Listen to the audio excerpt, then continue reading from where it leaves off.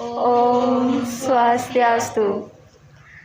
Kami dari kelompok Aksosma 2021 nomor urut 151 akan memaparkan profil kelompok kami.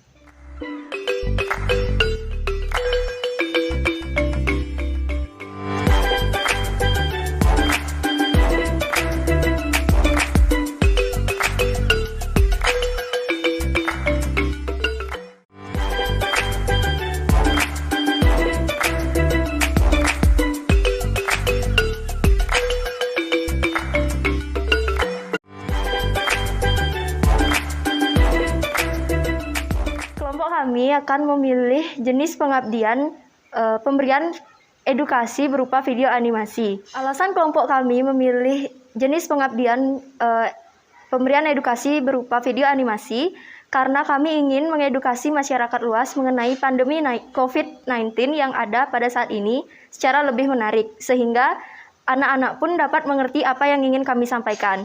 Ditambah lagi, di keadaan yang seperti ini, kami ingin lebih mengefisienkan waktu dari anggota kelompok kami, sehingga kami dapat bekerja sama meskipun dari jauh sekalipun. Video animasi kami berjudul Edukasi si Alana mengenai COVID si musuh bangsa. Hai, aku Alana. Aku mau share ke kalian tentang COVID si musuh bangsa. Seperti yang kita tahu, COVID kini menjadi masalah di dunia, khususnya di Indonesia. Jadi, apa sih COVID itu? Yuk kita cari tahu sama-sama. COVID-19 merupakan suatu penyakit yang menyerang sistem pernafasan manusia. Penyakit ini disebabkan oleh infeksi virus yang bernama virus corona atau SARS-CoV-2. Virus ini pertama kali ditemukan di Wuhan, China pada akhir Desember tahun 2019, sehingga penyakitnya disebut dengan nama COVID-19. Dari Wuhan, virus ini kemudian menyebar ke seluruh daerah di China dan menyebar ke seluruh dunia. Lantas, bagaimana proses penularan virus corona? Virus corona dapat menular melalui beberapa cara, yaitu cara yang pertama adalah menular melalui percikan air liur atau droplet seseorang yang telah terinfeksi virus corona, yang kemudian tanpa sengaja terhirup oleh orang lain yang belum terinfeksi. Cara yang kedua adalah dengan memegang hidung dan mulut menggunakan tangan yang tanpa sengaja telah memegang benda yang telah terkena droplet orang yang terinfeksi virus corona.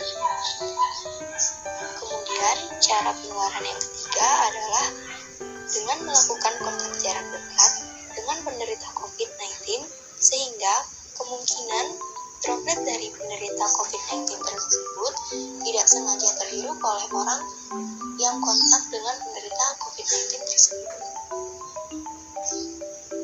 Virus corona juga dapat menular melalui benda-benda yang sering disentuh seperti gelang pintu, uang, maupun permukaan meja. Bagaimana gejala awal terinfeksi COVID-19? Secara umum, ada 3 gejala umum yang menandakan seseorang terinfeksi COVID-19, yaitu demam, di mana suhu tubuh di atas 38 derajat Celcius, batuk kering, dan sesak napas.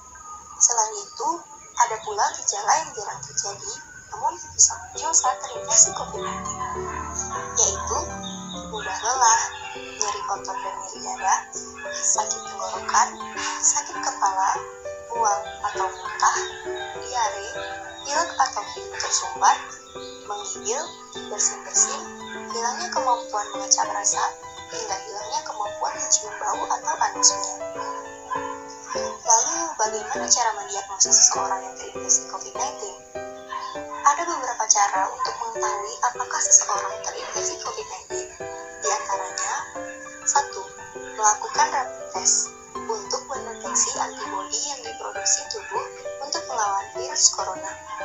Yang kedua, melakukan rapid test antigen untuk mendeteksi antigen, yaitu protein yang ada di bagian terluar virus. Yang ketiga, melakukan swab test atau tes PCR untuk mendeteksi virus corona di dalam rahang. Yang keempat, melakukan CT scan atau ronsen dada untuk mendeteksi infiltrat atau cairan di paru-paru. Dan yang kelima adalah tes darah lengkap untuk memeriksa kadar sel darah putih, D-dimer, dan C-reaktif protein. Nah, bagaimana cara mengobati pasien yang terinfeksi COVID-19? Saat ini, belum ada obat yang efektif untuk mengobati COVID. Pengobatan saat ini akan disesuaikan dengan kondisi pasien dan tingkat keparahannya.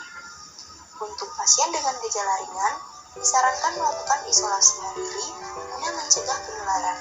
Sedangkan untuk pasien dengan gejala yang lebih berat, dianjurkan untuk melakukan beberapa hal sebagai berikut. Yang pertama, pasien dianjurkan menjalani perawatan dan karantina di rumah sakit rujukan. Yang kedua, meminum obat pereda nyeri dan demam yang aman dan sesuai dengan kondisi pasien serta sesuai dengan resep dokter. Yang ketiga, banyak minum air putih untuk menjaga kadar cairan dalam tubuh. Lantas, bagaimana perkembangan kasus COVID-19 di Indonesia dan seberapa besar tingkat kematian karena COVID-19? Menurut data yang dirilis gugus tugas percepatan penanganan COVID-19 Republik Indonesia, jumlah kasus terkonfirmasi positif hingga September 2021 adalah 4,21 juta orang dengan jumlah kematian 142 orang.